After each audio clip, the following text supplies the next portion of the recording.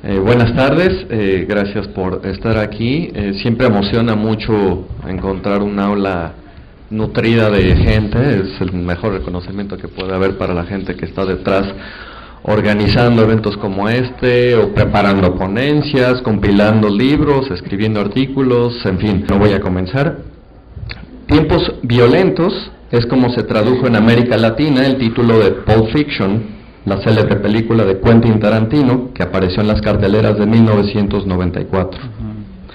A casi 20 años de su estreno, nuestro entorno parece haberse convertido en una réplica del mundo que el filme presenta. Independientemente del mérito o falta de mérito estético, una cosa es cierta. Esta, como tantas otras películas, fungen como una suerte de loa, de alabanza, a la violencia.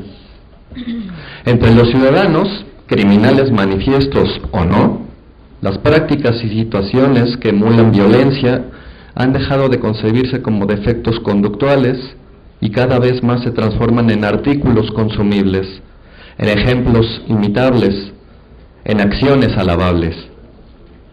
Ese mismo año, 1994, se estrenó otra película igualmente polémica, Natural Born Killers, en español, Asesinos por Naturaleza, dirigida por Oliver Stone y basada en un guión de Tarantino, por supuesto.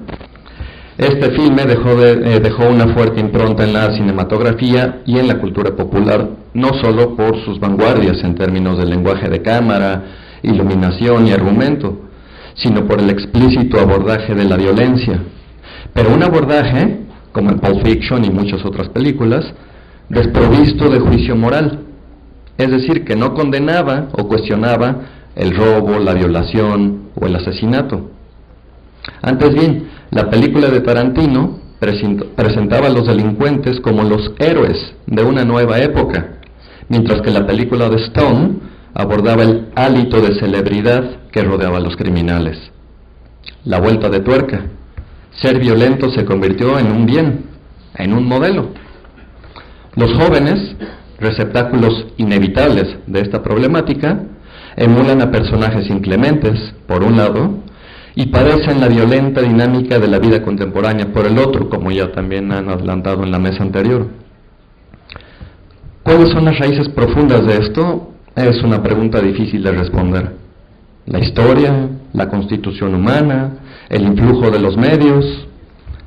¿Cómo combatir el fenómeno? Es la preocupación central de Estudios de la Juventud y Filosofía de la No Violencia, el libro que estamos presentando.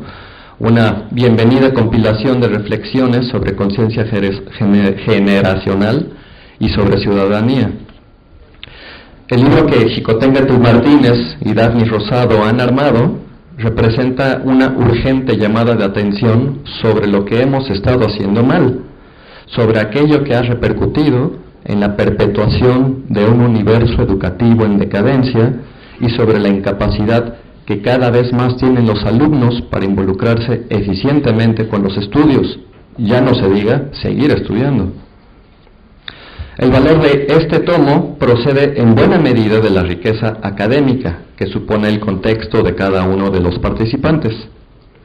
No solo se trata de visiones de mexicanos y extranjeros, sino también de discusiones desde la filosofía, la educación, la psicología, las ciencias sociales o la religión. Y cada texto se enfoca de maneras distintas en uno o más puntos de discusión. Se podrían agrupar, no están así agrupados en el libro, pero se podrían agrupar quizá en tres líneas generales. A, la contextualización de la problemática en el ámbito educativo y la juventud. B, el desarrollo de un análisis filosófico y o antropológico de la moral y las prácticas de la no violencia. Y C, la discusión genérica de la no violencia en sus fuentes tradicionales. En el primer rubro se ubican los ensayos de Xicoténcatl Martínez, el de Marta Alicia Tronco y Susana Ocaña, y el de Claudia Saucedo y Juana María Mejía. Saucedo y Mejía atajan la cuestión del bullying y las posibilidades de convivencia escolar de la juventud mexicana, mientras que Marta Tronco y Susana Ocaña arrojan luz sobre las inquietantes circunstancias de la comunidad estudiantil del Politécnico Nacional concretamente. Xicoténcatl, por su parte, apuesta a revalorar y reutilizar la filosofía como un medio hábil para rescatar a la juventud de la violencia que la acosa. En el segundo rubro, que yo de alguna manera artificial un poco propuesto, se encuentra el texto de Chakrabarti Ramprasad, quien filosofa sagazmente sobre las dinámicas de la otredad y la violencia, y propone un mecanismo para salvar el vacío que nos separa con el otro. Para Elliot Turiel, poner como telón de fondo la desigualdad y la injusticia social resulta fundamental para discutir la problemática de la moralidad y su relación con las culturas o la cultura. Un paso posterior se encuentra en el ensayo de Raimundo Morado, quien discute la cuestión de si existe o no una neutralidad moral y de la necesidad de apuntalar la función social de la lógica. Desde luego, ello no quiere decir que varios de los textos no discutan conjuntamente varios tópicos. No voy a intentar dar aquí un recuento detallado de cada uno de los textos, más bien voy a tratar de aproximar una discusión más general, inspirada por el espíritu del libro. En el tercer rubro que había mencionado, que es el que más me interesa hoy, encontramos los textos de Elsa Cross y de M.P. Mathai.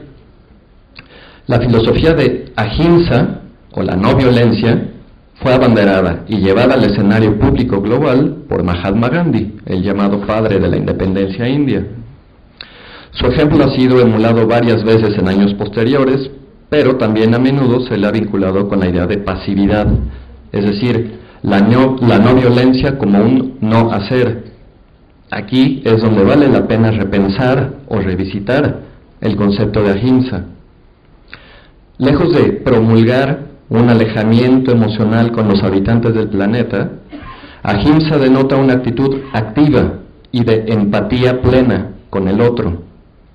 Elsa Cross recuerda que la noción de Ahimsa posee una historia larga en la India. Figura ya en el Yoga Sutra de Patanjali, un texto que los estudios más recientes ubican más o menos en el siglo IV de nuestra era.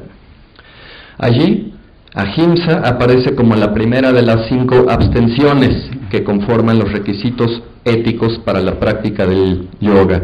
Es decir, está dentro del primero de los 8 miembros que conforman la filosofía del yoga tradicional.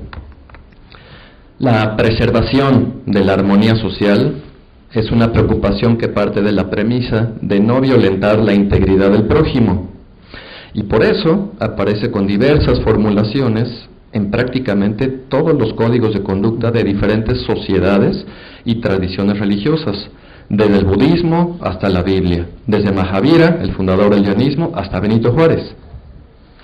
Por ejemplo, ya en un texto que se llama Taittiriya Upanishad, de siglos VI a V antes de nuestra era, encontramos una máxima que en sánscrito reza: Satyam vada dharmam chara swatyayam pramadaha. Esto es, en español, habla con la verdad, practica la virtud, no abandones la reflexión. ¿Por qué? Bueno, la mentira es otra forma de violencia, pues constituye una afrenta a la verdad y la honestidad. La virtud, en sánscrito dharma, supone cultivar una rectitud incólume. La reflexión es indispensable para ejercer la autocrítica. Sin estas 3 directrices, toda esperanza de empatía o afinidad será vana. Mathai, en su artículo en este libro, destaca en su ensayo la manera en que Gandhi proponía la ahimsa o el amor como una suerte de ley universal que nos está guiando, nos ha estado guiando a través de la historia.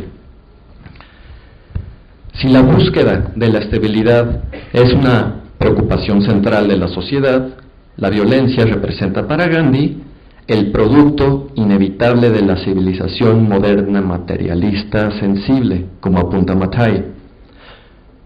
Para ello, el líder indio apremiaba combatir la violencia con ahimsa, el cual, escribe Mathai, no es simplemente un estado negativo de inocuidad, sino un estado positivo de amor, de hacer bien aún al que hace mal. Nótese aquí la compatibilidad con las enseñanzas de Jesús en el Nuevo Testamento. Es más, Gandhi mismo apuntó que ahimsa podía entenderse también en un sentido paulino, es decir, a través de las enseñanzas de Pablo. Eso lo escribió el mismo Gandhi. Y es que la filosofía de la no violencia gandhiana incorpora varios elementos, no solo del pensamiento hindú y jaina, sino incluso de la caridad cristiana. De hecho, también tuvo alguna influencia del poeta inglés Percy Bysshe Shelley, el esposo de Mary Shelley, que escribió Frankenstein. Shelley escribió en 1819 un poema político que se llamaba La máscara de la anarquía. Y sabemos, a partir de las biografías, que Gandhi leyó este poema.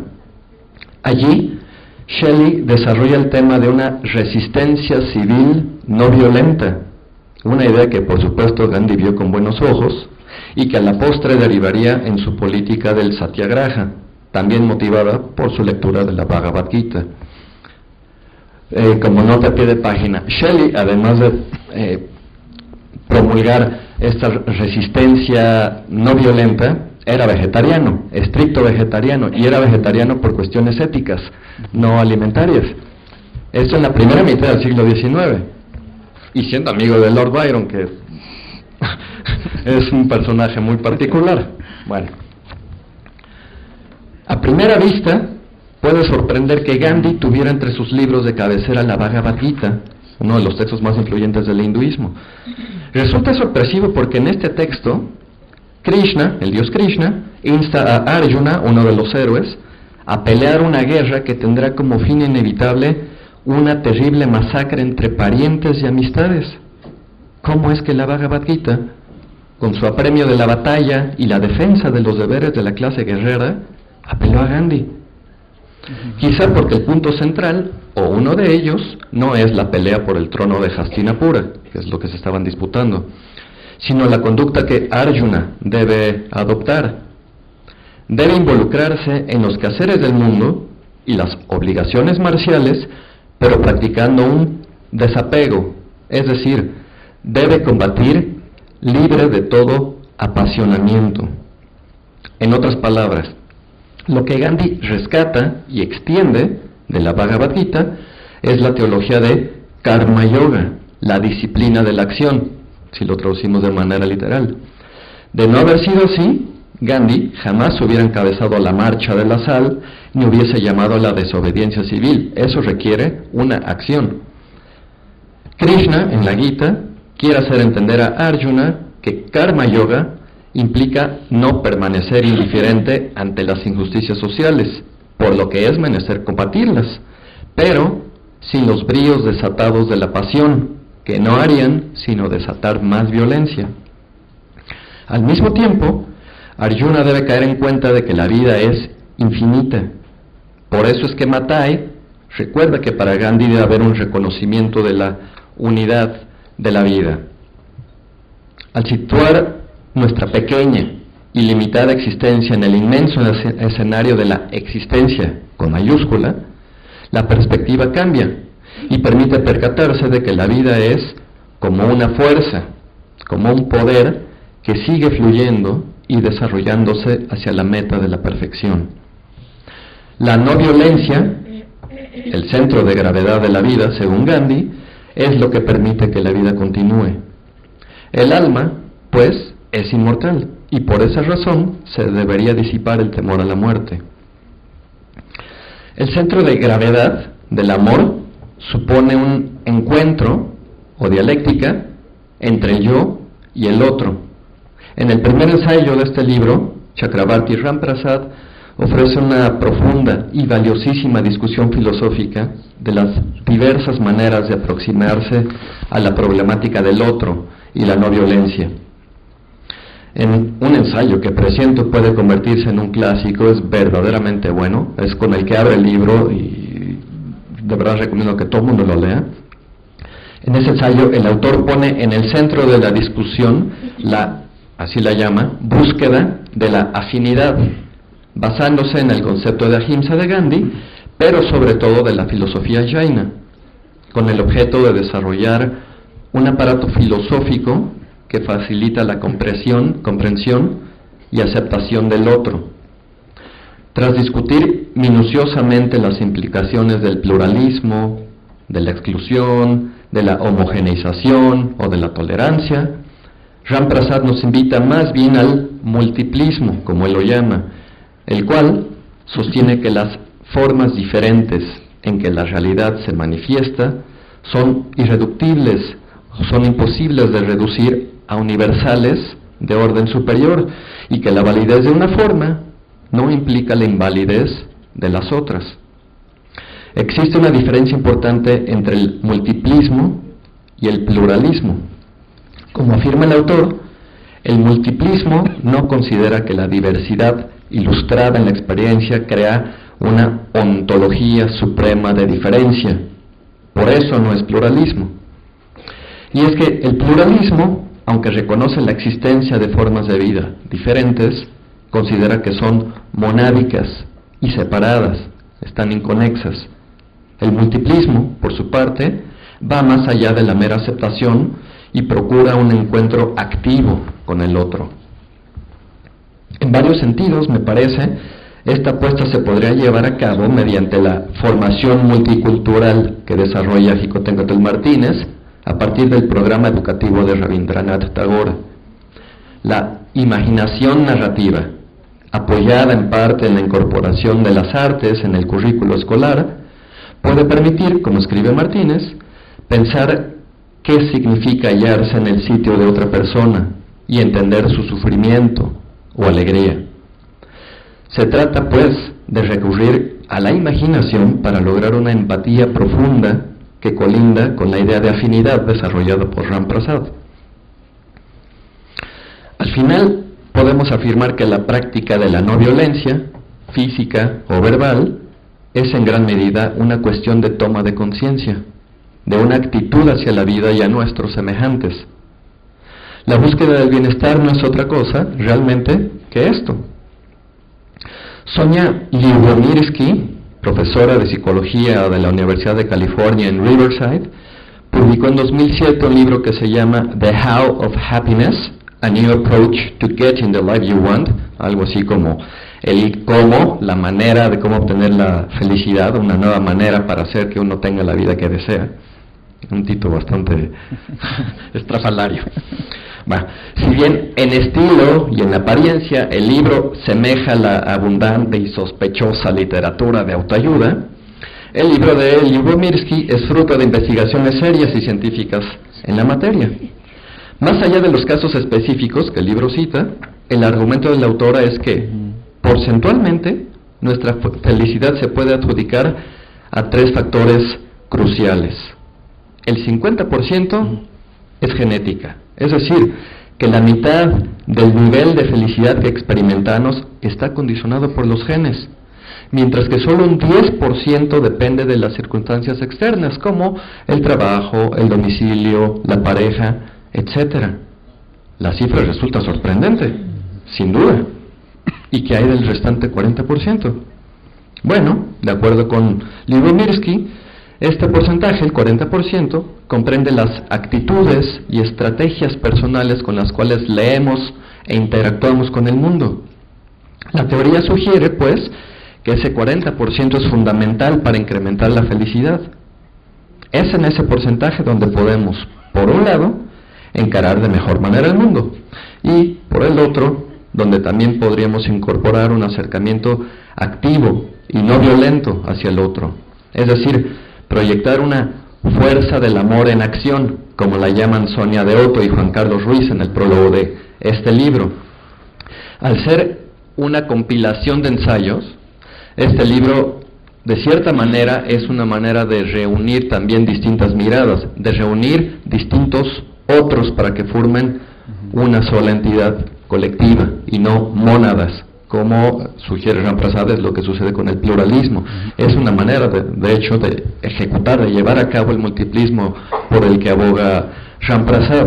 Como evidentemente ninguno de nosotros puede ser todólogo, ¿no? Ya pasó el Renacimiento, casi ninguno de nosotros podría ser un Leonardo da Vinci, es menester juntar distintas posturas, distintas perspectivas, distintas sensibilidades a partir del encuentro con colegas, con otras personas, etcétera, etcétera, etcétera. Un libro de esta naturaleza es justamente lo que está haciendo. Por eso es un libro muy valioso y hay que recibirlo con los brazos abiertos, ¿no?